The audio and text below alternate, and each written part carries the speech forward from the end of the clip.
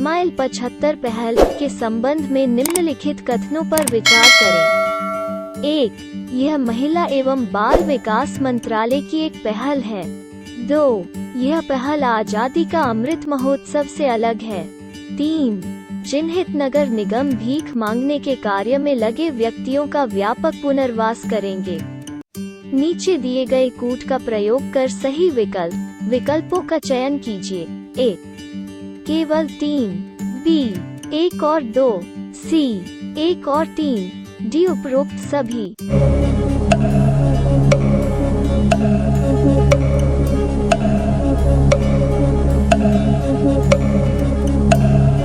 उत्तर ए. केंद्रीय सामाजिक न्याय और अधिकारिता मंत्री ने 12 अगस्त 2022 को नई दिल्ली में निजामुद्दीन मेट्रो स्टेशन के पास एक शेल्टर होम रेन बसेरा में स्माइल 75 पहल का शुभारंभ किया। भारत सरकार ने बेसहारापन और भिक्षावृत्ति की समस्या का समाधान करने के लिए स्माइल आजीविका और उद्यम के लिए सीमांत व्यक्तियों के लिए समर्थन की एक व्यापक योजना तैयार की। मुस्कान 75 पहल के तहत 75 चिन्हित नगर निगम आजादी का अमृत महोत्सव की भावना से भीख मांगने के कार्य में लगे व्यक्तियों के व्यापक पुनर्वास का कार्य करेंगे। 2025 से 26 तक आने वाले वर्षों के लिए कुल आवंटित बजट 100 करोड़ रुपए है। डिजिटल कॉमर्स के लिए ओपन नेटवर्क ONDC का उद्देश्य डिजिटल कॉमर्स क्षेत्र का लोकतंत्रीकरण और विकेंद्रीकरण करना है। 1. यह खुले प्रोटोकॉल पर आधारित एक नेटवर्क है और यह सभी क्षेत्रों में स्थानीय वाणिज्य को सक्षम करेगा जिसे किसी भी नेटवर्क सक्षम एप्लीकेशन द्वारा खोजा और लगाया जा सकेगा। 2. यह वित्त मंत्रालय की एक पहल है। 3. माइक्रोसॉफ्ट भी अब ONDC से जुड़कर भारत में सोशल ई कॉमर्स शुरू करेगा। नीचे दिए गए कूट का प्रयोग कर सही विकल्पों का चयन कीजिए। ए. केवल 1, बी. 1 और 2, सी. 1 और 3, डी. उपरोक्त सभी।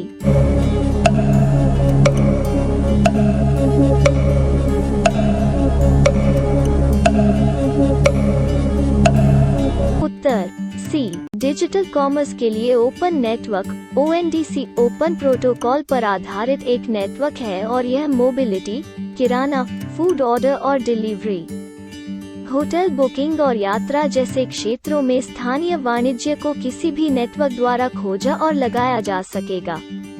यह एक समावेशी ई कॉमर्स बाजार तैयार करेगा और सभी प्रकार के विक्रेताओं और खरीदारों को अपने नेटवर्क के माध्यम से वाणिज्य के डिजिटलीकरण का लाभ उठाने में सक्षम बनाएगा।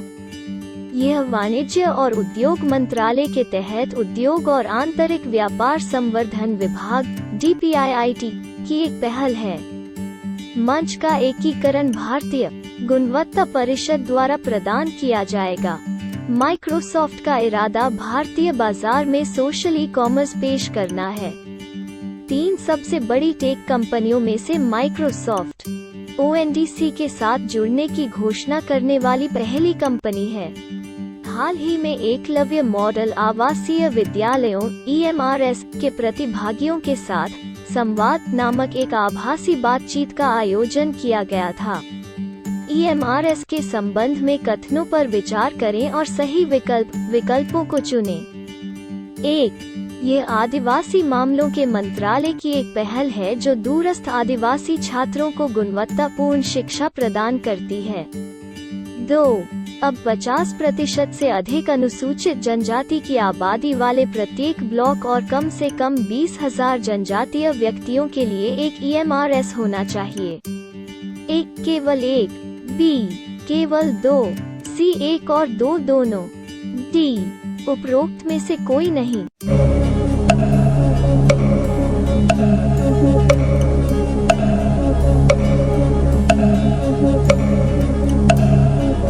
उत्तर सी. दूरस्थ क्षेत्रों में अनुसूचित जनजाति के बच्चों को गुणवत्तापूर्ण शिक्षा प्रदान करने के लिए वर्ष 1997 से 98 में एकलव्य मॉडल आवासीय विद्यालय EMRS शुरू किया गया ताकि वे उच्च और व्यावसायिक शैक्षिकी पाठ्यक्रमों में अवसरों का लाभ उठा सके और विभिन्न क्षेत्रों में रोजगार प्राप्त कर सकें। स्कूल न केवल अकादमिक शिक्षा पर बल्कि छात्रों के सर्वांगीण विकास पर ध्यान केंद्रित करते हैं। प्रत्येक स्कूल 6ठी से 12वीं कक्षा के छात्रों को पूरा करता है।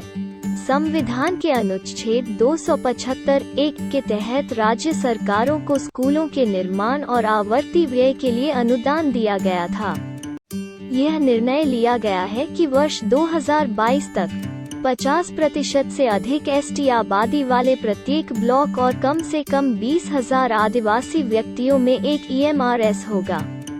एकलव्य विद्यालय नवोदय विद्यालय के समकक्ष होंगे और इसमें खेल और कौशल विकास में प्रशिक्षण प्रदान करने के अलावा स्थानीय कला और संस्कृति के संरक्षण के लिए विशेष सुविधाएं होंगी। जनप्रतिनिधित्व अधिनियम RPA 1951 के तहत सांसदों और विधायकों की अयोग्यता के मानदंड के संदर्भ में निम्नलिखित कथनों पर विचार करें। 1. अगर चुनाव में कुछ चुनावी अपराधों या भ्रष्ट आचरण का दोषी पाया जाता है। 2. यदि किसी अपराध के लिए दोषी ठहराया जाता है जिसके परिणाम स्वरूप 3 या अधिक वर्षों के लिए कारावास होता है। 3. निवारक निरोध कानून के तहत निरोध अयोग्यता का मानदंड नहीं है। 4. यदि समय के भीतर अपने चुनाव खर्च का लेखा जोखा दर्ज करने में विफल रहे। नीचे दिए गए कूट का प्रयोग कर सही विकल्पों का चयन कीजिए। A 1 और 2, B 2 और 3, C 1, 3 और 4, D उपरोक्त सभी।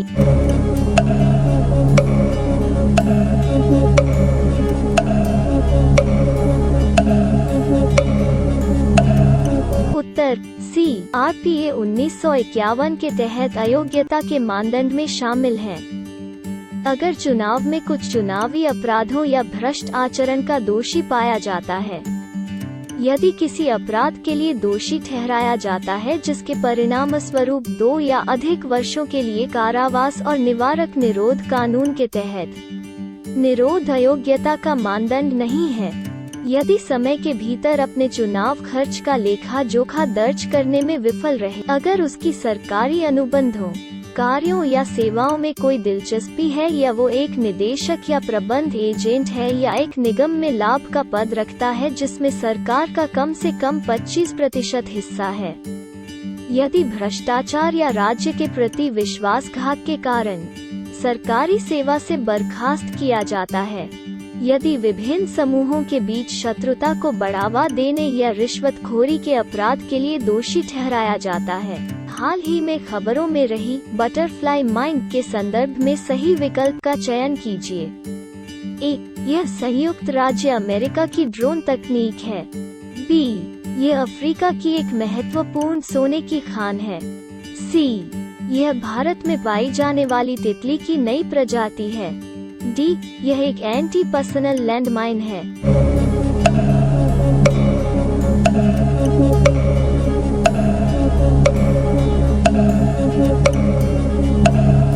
उत्तर D ब्रिटेन के रक्षा मंत्रालय ने यूक्रेन में चल रहे युद्ध के आकलन में डोनेट्स और क्रामाटोर्स्क में रूसी सेना द्वारा PFM-1 श्रृंखला बटरफ्लाई माइंस के संभावित उपयोग पर आगाह किया। PFM-1 और PFM-1S 2 प्रकार की एंटी पर्सनल लैंडमाइन हैं, जिन्हें आमतौर पर बटरफ्लाई माइंस या ग्रीन पैरे के रूप में जाना जाता है। ये नाम लैंडमाइन के आकार और रंग से लिए गए हैं। PFM-1 और PFM-1S लैंडमाइन के बीच मुख्य अंतर यह है कि बाद वाला एक आत्म विनाश तंत्र के साथ आता है जो 1 से 40 घंटों के भीतर सक्रिय हो जाता है। PFM-1 माइन सोवियत और रूसी उत्पादन की एक बिखरने योग्य उच्च विस्फोटक एंटी पर्सनल लैंडमाइन है। इस छोटी लैंडमाइन में अपेक्षाकृत कम विस्फोटक पैक होने के कारण यह अक्सर हैंडलर को मारने के बजाय घायल और अपंग कर देता है। इस लैंडमाइन का पता लगाना भी मुश्किल होता है क्योंकि ये प्लास्टिक से बनी होती हैं और मेटल डिटेक्टर से बच सकती है।